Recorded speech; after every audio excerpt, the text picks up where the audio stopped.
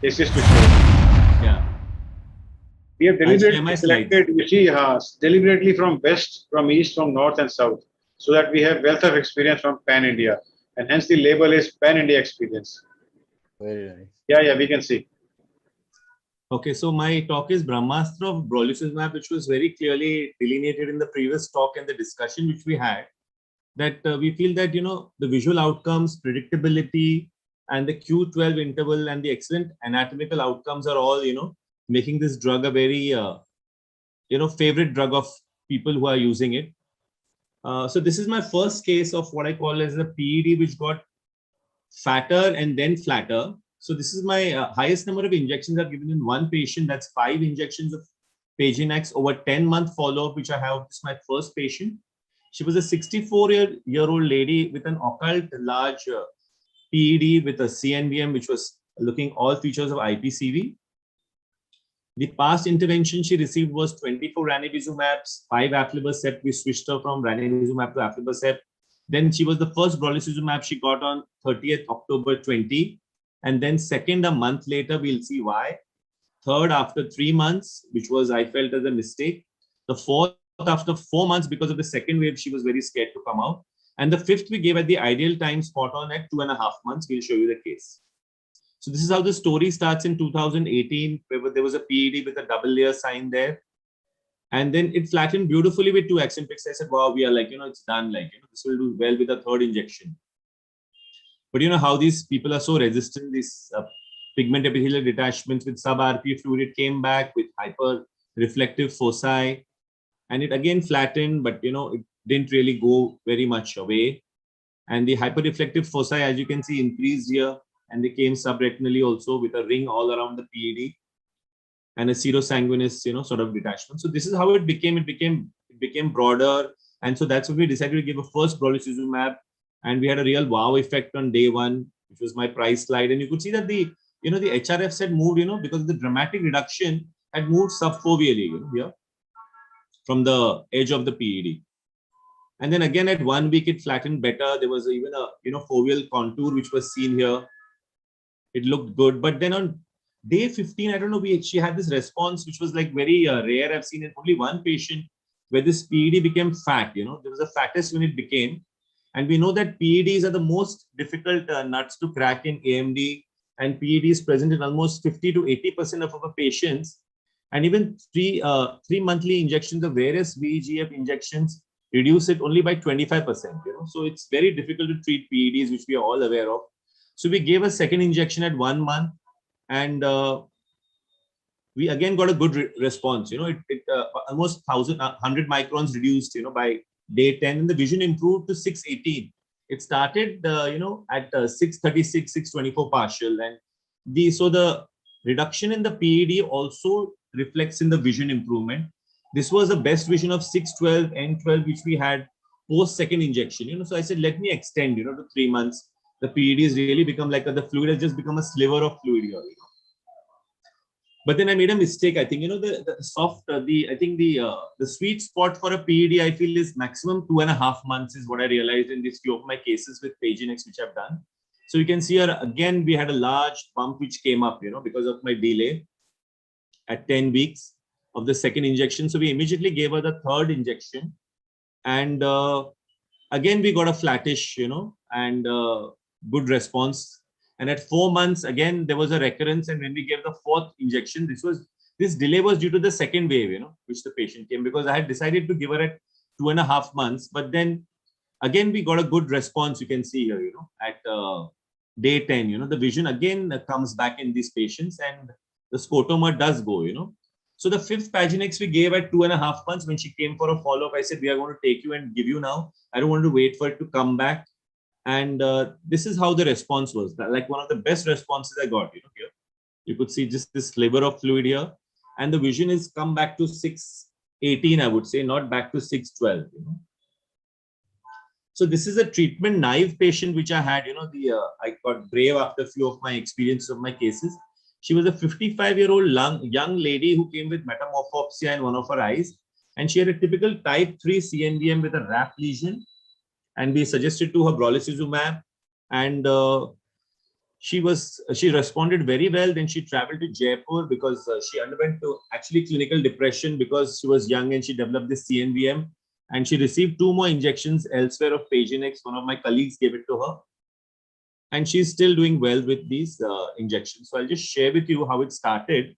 This was a typical type C 3 CNVM with a dot hemorrhage, as you can see here on this photograph here, with a surrounding globular atrophy which is setting in, and this major intraretinal fluid here with some subretinal fluid. So this was the 1 week response. I mean, you can just try to see that there is not a drop remaining anywhere. It's like, because it's an intraretinal CNVM, and the small molecule just dries it beautifully. And here you could see through the lesion there was some hyperreflective foci here. And then she received we followed up. We didn't do a loading dose again in this patient, as the discussion was there. Because she was so good. But then she required 2 more injections over a period of the next 8 months of follow-up. And she's still doing well. This is her last OCT with me, which she has done. This is one of my prize patients, which proved to me that all fluid goes, like all fluid dries every time, always. So she was an 80-year-old lady who was faithful to me from 2003. Most patients would have switched away from me, if I couldn't treat them. But she was very religiously, she was following up with me. She started with 2 PDTs because that is 2003. Then she received PRN 40 ranibizumabs. We gave her 2 DEX implants, Y and AMD, you will see in my case. Then she came to me post, the first wave with a very drop in vision, from 6. She used to maintain 660, but she came with counting fingers at 3 meters with all the signs, all the biomarkers of cystoid macular edema, retinal cyst, with SHREM, with subretinal fibrosis. And we discussed with her daughter the brolucizumab as a last ditch effort, which we can try in this eye, because the other eye was good. And the magic response which I had, I'll just share with you all. So this is how the story starts. Fast forward to 2003, after a few ranibizumabs and 2 PDTs in the pre-VEGF era. So this is how, she used to come back with, you can see there's a IRF, there's a PED coming up. And somehow this, intraretinal fluid was never going away, with these HRFs here, which is showing the activity. And she was maintaining a vision, and this is how you could almost got a, like a drill. It was looking like a drill in a AMD. The inner architecture was totally gone. So I said, that's when we decided to do Ozurdex. I said, maybe I'm missing out something. There's some other element of, a vasculitis happening. But Ozurdex didn't move the fluid a bit, So this is how she had. Again, we moved back to eccentrics, but that cyst became larger, and, it was just like there was loss of total inner retinal architecture with SHREM happening. So this is the pre-brolucizumab OCT, which she came after, a 1 year of gap of the first wave. She said, I was very scared. So I said, let me try this new molecule, which has a longer half-life, and maybe you could, come back to me after 3 months, I said. So that's advantage in COVID times, I think, in these patients. So at day 30, you can see that, this is that, almost a week later, she had this response that, there was actually a dramatic response from here to here at, this is 21st November and this is 24th November. So that is just 3 days later. Now the day 30 slide is coming up. So she herself said that, the black scotoma, which was there in her vision all throughout, has disappeared. She was a very educated lady. And this is the first time I've seen a foveal dip in last 10 years in this lady. So I said, wow. So like, again, then that's when the second wave hit us, and again, she was lost to follow up. She came 6 months later. She was still maintaining 660. She had come back to 660, 636 partial. And the lesion looked less vengeful, I mean, and we said, okay, let's do the second injection, though we are late by 3 months. And I said, let's hope that this works again. And so now this is flat, post 1 month later, she has come, and this is how she's looking. And is she going to be flat? Like there's not a drop, of fluid in this after the second injection. And she's maintained a vision, like, from counting fingers, she's come to 636 partial. And she's happy, that's what I want to say. So I think all fluid dries. I think this drug really dries anything and everything. And initially what I was thinking that this was a degenerative fluid, what we used to call, it's a small underlying RP atrophy with scarring. and poor response to VEGF, and and modification of treatment which we tried. But I think all these are exudative and they do respond if you get the correct drug, is what I feel. So this is a case with humps and bumps of a camel almost. She's a 76-year-old lady, a very sweet lady who has lost her right eye, and she's just counting fingers. The left eye, she came with a 612 occult CNVM. We gave her 3 ranibizumabs, before we had brolucizumab, and we switched her in November 2020, and she had a red PED, typical of IPCV with exudates around, and she improved from 612 to 69. She was happy, and she received 3 more injections. So this is pre-brolucizumab. You can see that there's some subretinal gliosis and fibrosis, these lines coming up here. But all these are like the tough cases of PEDs with a double lamina sign, and here there's this the typical sign of a IPCV here, which we can see. And this is the day 1 response. I was so happy. And then she stayed well, good. And then she recurred and she received 2 more injections. And this is how the fluid is to come back, the intraretinal fluid and subretinal fluid with HRFs was there. And this is the excellent flattening. But I've seen that these, somehow these patients, there's a horizontal flattening of the PED, and maybe there's some extension horizontally of these lesions, which we can discuss later on. So maybe a double hump came up, later on. But there was no IRF and nothing, and the PED looked much, much better, So this is a patient who has received too many injections over her 11 years with me. She's an 80-year-old lady. So the right eye is the one we want to concentrate on, because the left eye was scarred again. She refused treatment and we treated late, and she was 660, So this was again a conical PED with pachychoroid. She received 80 ranibizumab injections over 10 years, yeah.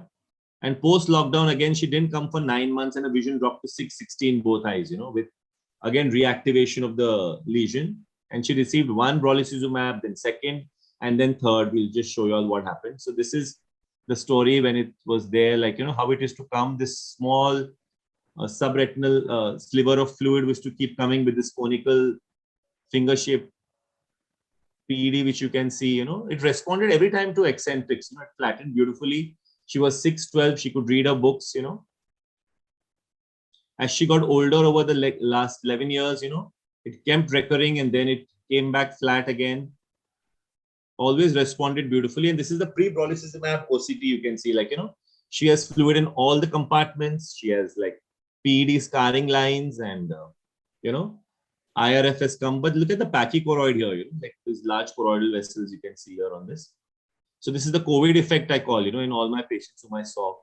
So post brolucizumab, I thought, let me do day 1, and see whether it disappears the IRF. But it did reduce beautifully, day 1 effect is also dramatic with this drug.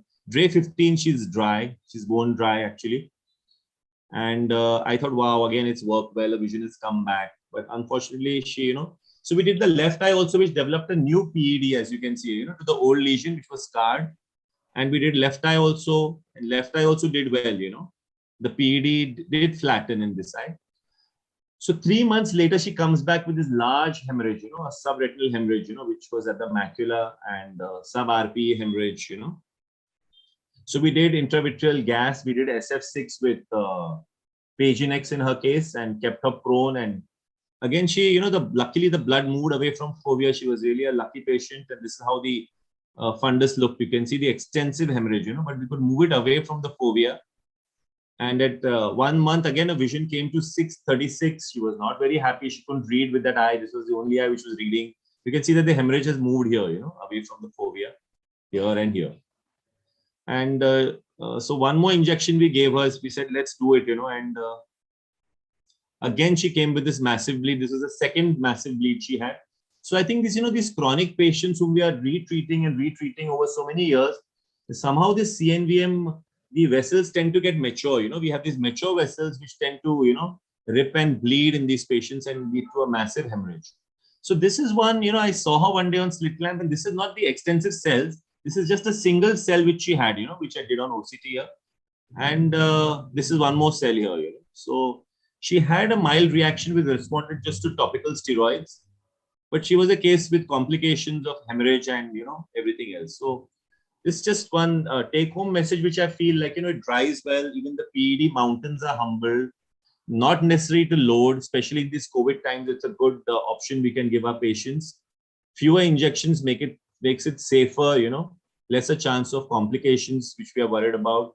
You can extend to 3 months, but not in PED cases. Maybe you do them at 2.5 months. And PED need earlier injections. Look out for IOIs. Resistant recalcitrant cases really do well, and mature CNVM might bleed big time. So if we have time, I can just show this last case, or I can stop now, whatever Dr. Lalit says. No, I think let's hear others. In case we have time, we will definitely come back. Sure. Because my whole Great. purpose of moderating this was to have experience from all the four corners of India. Sure. Come to some kind of consensus. So what I'm going to do is I'll request Raja to share a couple of his cases. Thank you. And then in the end, for last 10, we'll have 10 minutes for further discussion. So Thanks. Raja, can you share your experience from South? Because he did from West. Let's hear from South. And then after that, I'll